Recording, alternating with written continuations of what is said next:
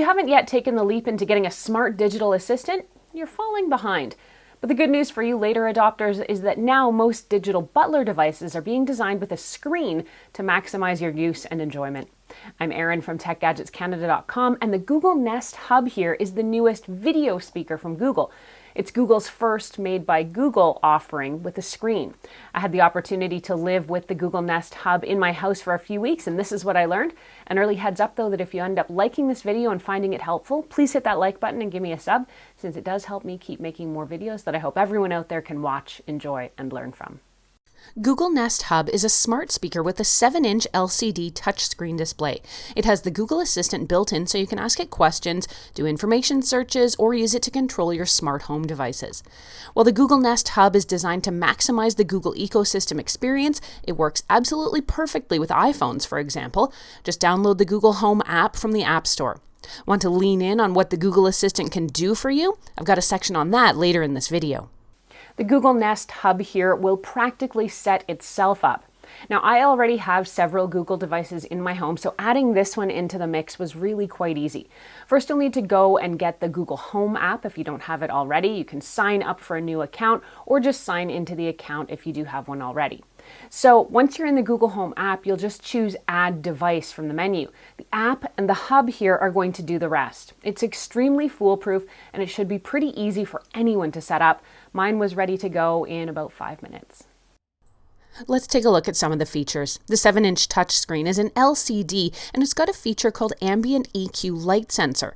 The sensor detects the amount of light in the room and adjusts the screen brightness and colors so it looks natural and right. I noticed this right away in my living room where it's easy to look at and read and looks soft and is without any glare or harshness. You can tap on the screen to access menus, commands, settings, or to swipe through content.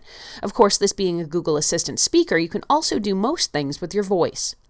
The screen quality on the Google Hub is quite good. It's sharp and clear, and even though it's on the smaller side, it's easy to watch things like cooking videos or music videos. 3 fingers, 1 in front, 2 behind. And this part of the knuckle is going to guide the knife. I probably wouldn't want to watch a movie or a TV show on it, but I guess you could. Wondering what to watch? If you can find it on YouTube, you can watch it on the Hub, but other channels and streaming services aren't supported right now.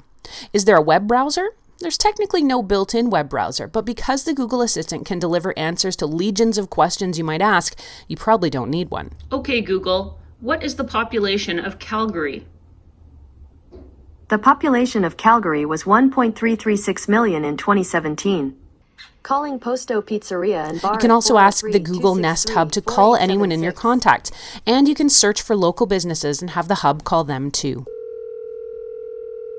Since sound and voice are such a big component of these devices, it's only right that they sound great.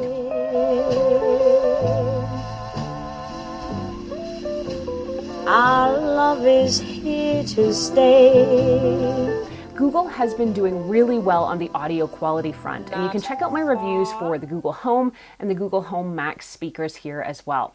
Now, overall, audio quality doesn't change when it comes to the Hub here.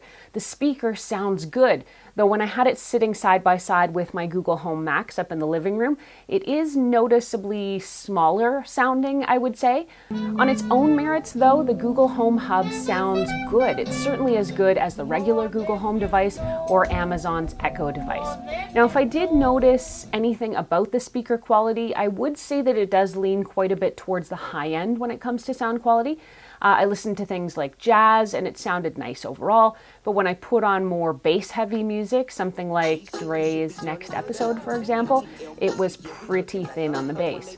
Now, for this size, the speaker will get pretty loud, surprisingly loud, so you shouldn't have too much trouble hearing it if you're in the same room with it. Google is winning when it comes to design. I've generally found all its devices to be chic, modern, and sexy looking, real showpieces in your home that don't scream, "I'm a techie device." The Google Nest Hub is no different. With a super compact, sort of floating screen design, it doesn't take up as much real estate as, say, the Amazon Echo Show, and it isn't as stout as Apple's HomePod, for example. The Google Nest Hub will give you control over most of your smart home devices. If you have smart lighting, for example, like stuff from Philips Hue, if you have a Google Chromecast TV, whether that's a built-in TV or you've got the Chromecast TV dongle, if you have Wi-Fi or Bluetooth speakers, a Nest thermostat, numerous other devices, you can get control over all of them using your hub. Now, conveniently, you can also use the Google Nest Hub to call up various camera feeds or doorbell camera feeds so you can see who's on your property. Now, sadly, while Nest's video doorbell is supported, it doesn't appear that the Ring video doorbells are, and those are the ones that I have here in my home.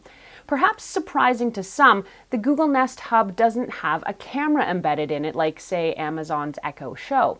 Now, while a camera would, in theory, allow you to make two-way video calls or to snap photos, I'm not convinced this is actually a highly used feature on this type of device.